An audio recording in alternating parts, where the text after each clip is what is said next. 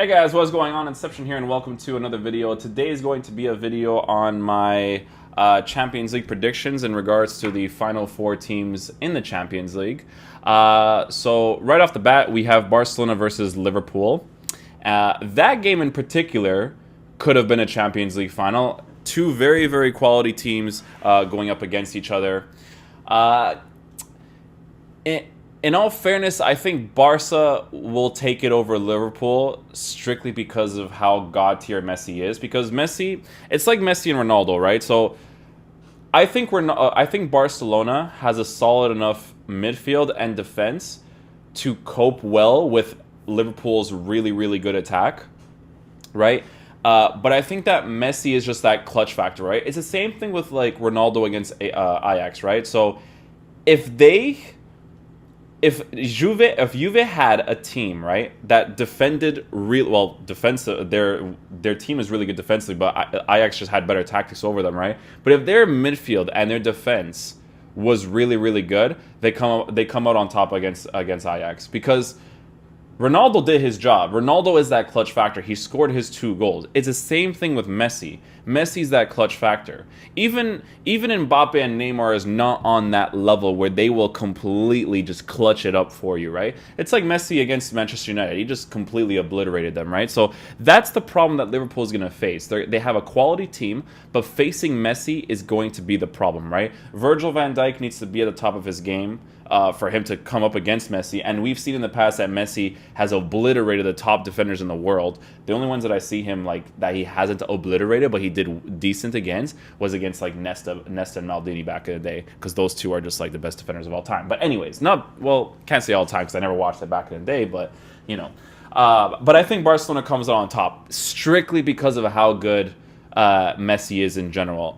In regards to who they would start up top in Barcelona, personally, I think that they would start. I don't know. It's tough to say because with Dembele and Coutinho, Dembele doesn't often play on the left side.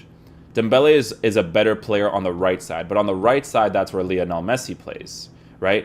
And then obviously the striker is going to be Suarez. So it's more of a debate on who's going to be on the left side, whether it's Dembele or Coutinho. Who do I think would be the better option? I guess it depends what their tactics is, right? Because Coutinho won't offer that pace for you, but he'll offer that dribbling presence like that Barcelona obviously does really well with, right? Dribbling presence, passing presence, really good shooting on his foot in regards to like far posts or far shots. So it's tough to say. I think maybe there's like a mental game there with Coutinho being in the Liverpool starting or the Barcelona starting lineup as well. So I don't know. Maybe he starts like Dembele and Messi, because the thing that Barcelona has to worry about is Robertson and Alexander-Arnold doing those overlapping runs, because that's what they just do really, really well. Unless their tactics change against Barcelona, that's what they're going to do consistently. And they can track back really well as well. They don't really often get caught on the counter too much because they track back so quickly.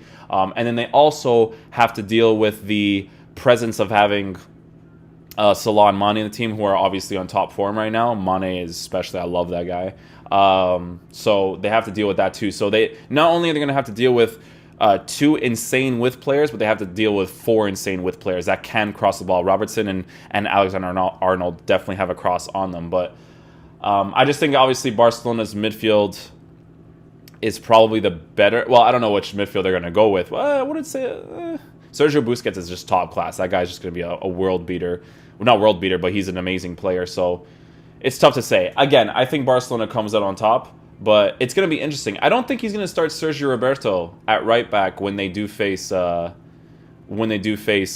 because I think he's going to need that pace on the side. Sergio Roberto is a fantastic player, very good defensively and stuff too. But I think that he's probably going to start Nelson Semedo and Jordi Alba on the sides, and then he may want to put Dembele to compensate for the pace that Alexander-Arnold and Robertson are also going to show as well. So, but I still think Barcelona comes out on top again, and I'm going to keep reiterating it's because of how good Messi is as a player. He's just a clutch factor. That's the type of player you pay for. That's going to make a difference in your team. Same thing with Ronaldo, right? In regards to the other game, Ajax versus Tottenham, I think Ajax comes out on top. I think personally, and this is not because of the whole underdog thing. I wouldn't even call this I wouldn't even call this like a Leicester City run. Ajax genuinely have a fantastic team. They play very, very good football. Their tactics are unbelievable. Their tactics, if people analyze football in a certain way, and you watched how they played against Juve in the second game, tactically they were brilliant. The runs that they make were brilliant. The passing plays that they make are brilliant, right?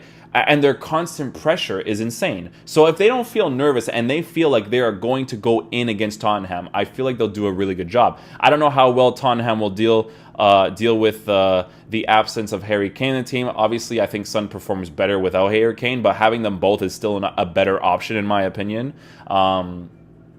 Right? So we'll see how that works out. Son will definitely be able to do what he's got to do, obviously. But they definitely need their important players like Eriksen and Dele Alli fit for the games as well. Their defense needs to be on top form as well against Ajax because, again, their tactics is really good.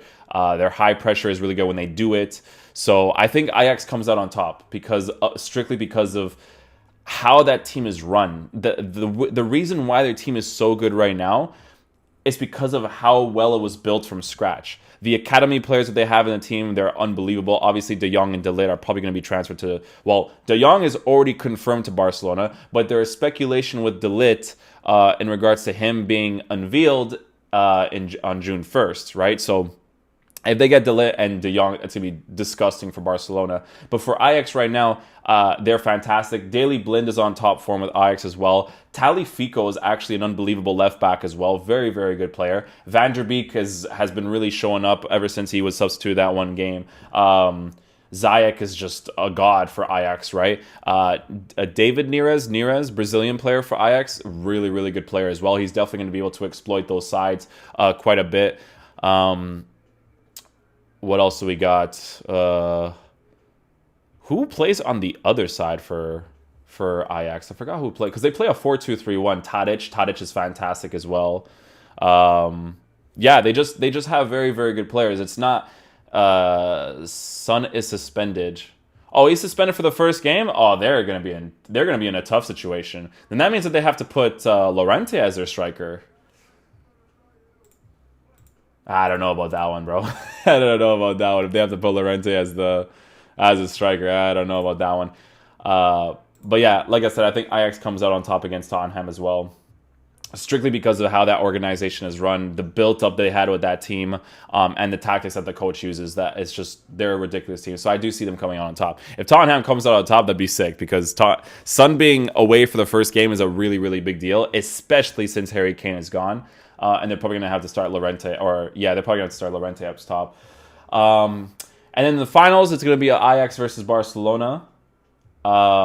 Basically the Cruyff final. That's what me and my chat are talking about. It's going to be the Cruyff final. It's going to be sick.